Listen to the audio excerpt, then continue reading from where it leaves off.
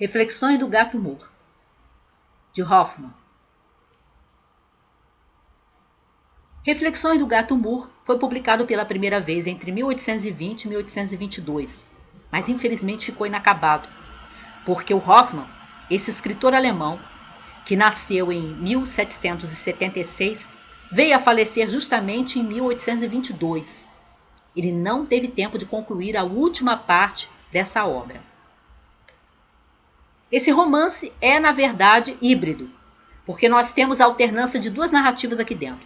A narrativa do Gato Moore, que resolveu escrever as suas memórias, onde ele conta que ele ensinou a si mesmo a ler e a escrever, e aí ele passou a escrever poesia, a escrever livros, e aí ele começa a contar a sua vida desde que ele era um filhotinho, até a sua idade adulta, né? A sua maturidade, os anos da maturidade.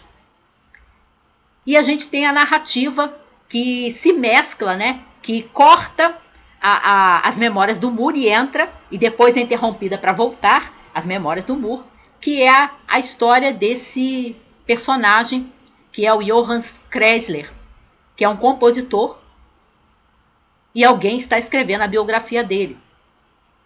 E o editor de Reflexões do Gato Moore começa o livro dizendo, o editor é o próprio Hoffmann, que ele diz que ele não escreveu, ele está editando a obra do gato, que quando ele mandou essa obra, né, as memórias do Gato Moore, para a tipografia, houve um acidente e misturou as duas narrativas, porque os papéis que o gato usou para escrever as suas memórias, ele pegou algumas coisas que estavam, né, algumas folhas que estavam lá no meio do material do seu dono, né, do humano, no qual ele, na casa de quem ele morava, e no verso dessas folhas que o gato escreveu tinha essa biografia do Kreisler.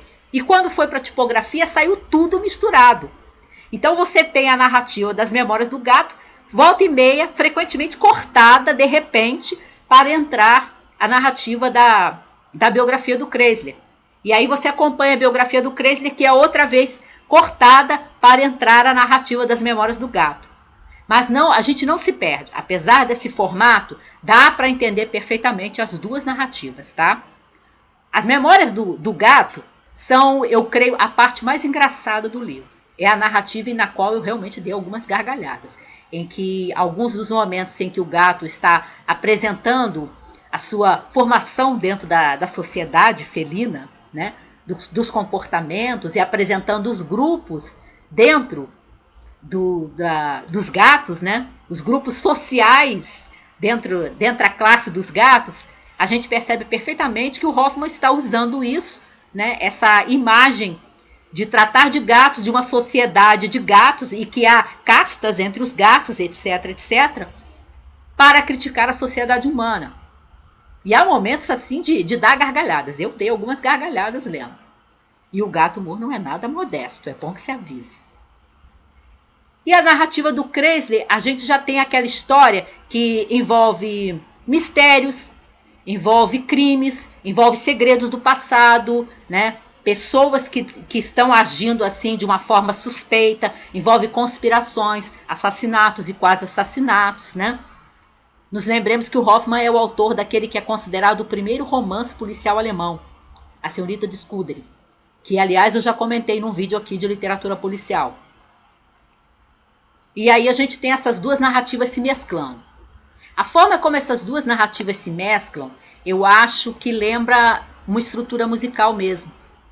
E a tradutora, que é a Maria Aparecida Barbosa, comenta dessa influência da música, da própria estrutura da música, sobre as composições escritas do Hoffmann. Porque o Hoffmann, além de escritor, ele era compositor também. Em alguns momentos dá até para suspeitar que o Kreisler, que é um personagem que aparece em outras narrativas do Hoffmann, seria uma espécie de alter ego do autor, já que o Hoffmann usa o Kreisler para assinar alguns artigos de música que saiu no jornal de música na Alemanha entre 1810 e 1813. O Hoffmann não assina como Hoffmann e assina como Kreisler. Curioso, né? E aí eu achei que essa mescla das duas narrativas caminhando juntas, mas ao mesmo tempo uma fazendo de vez em quando referência à outra, as duas se tocando ou quase se tocando em determinadas passagens, seria uma forma de música, seria uma estrutura musical mesmo. Eu fiquei pensando se seria um contraponto, mas eu não entendo bastante de música para dizer que é. Quem aí entende de contraponto musical, do que significa contraponto dentro de música, de repente arrisque o palpite.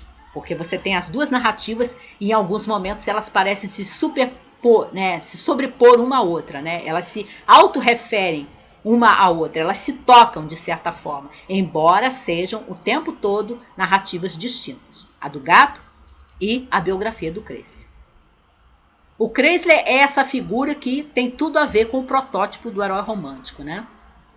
Porque ele é uma figura enigmática e em alguns momentos assim contraditória. Ao mesmo tempo que ele é muito irônico nas suas falas e em certos momentos que ele parece estar zombando de tudo, zombando da sociedade, zombando das convenções, zombando daquilo que esperam dele. Ele é também um sentimental, como a gente vai percebendo, e é aquele homem que, se tem um lado que dá a impressão de desdenhar a honradez, nos momentos mais importantes da história, quem age com honradez é o Kreisler. Então ele é realmente aquela figura contraditória que tem tudo a ver com aquele protótipo do herói romântico, do protagonista das histórias do romantismo, né? O Carpo diz que especialmente do romantismo alemão, que seria aquela criatura de exceção, aquele homem que está em sociedade, mas não se encaixa em sociedade, não consegue colocar os seus valores, os seus ideais de acordo com aquilo que se espera socialmente, que se espera de um homem bem sucedido, né? Ele não se encaixa. O herói romântico nunca se encaixa nesse formato que a sociedade tem. E o Kreisler se mostra assim. Uma outra coisa que eu anotei aqui. Os cortes que o Hoffmann faz, né? Embora ele diga que é só o editor, de uma narrativa aí de repente cortada e começar outra, me deu a impressão, porque a gente não perde nada, nenhuma linha da história do gato. Quando ele corta numa frase para entrar na biografia do Kreisler, e você continua depois na história do gato, você percebe que a frase está continuando. A gente não perde nenhuma frase das memórias do gato Moore. Mas a gente perde alguns episódios, ainda que não perca a compreensão da história, da biografia do Kreisler. E eu fiquei com a ideia, a suspeita a certo momento, se isso não teria a ver com uma brincadeira do Hoffmann, de repente, de tentar contar a história do Kreisler pulando as partes chatas. Como se ele quisesse deixar apenas aqueles diálogos, aquelas cenas, aquelas atitudes, aqueles momentos de decisão e de empolgação que tem na história do Kreisler, que ela é uma história muito emocionante, e tirar assim tudo aquilo que normalmente tem num romance, por exemplo, ou numa biografia, mas que são, quando a gente olha bem, as partes mais chatas da história. Foi uma suspeita. Também, a narrativa do gato, eu não senti isso, mas a narrativa da vida do Kreisler, eu achei assim curiosa, achei que os personagens se moviam de uma forma assim estranha, eu não estava entendendo, até que caiu a ficha. Eu me lembrei daquilo que a tradutora fala na apresentação do livro, a Maria Aparecida Barbosa, quando ela diz dessa influência da música sobre a escrita do Hoffmann, né? Como ele estruturava a sua obra ficcional, os seus contos, as suas novelas, o seu romance, em forma, usando formas e referências musicais. E aí eu acho que caiu a ficha quando eu me dei conta que o enredo da biografia do Kreisler, a forma como os personagens se movimentam, as suas mudanças de atitude, o ritmo da história e os temas que estão nessa biografia, tem tudo a ver com ópera. Eu me lembrei muito, quem conhece enredo de ópera, quem já leu libretos, né? Quem já leu até resumos de óperas, vai reconhecer, me parece, no desenvolvimento da biografia do Johannes Kreisler, uma espécie de libreto para a ópera. Daria uma ópera, com certeza.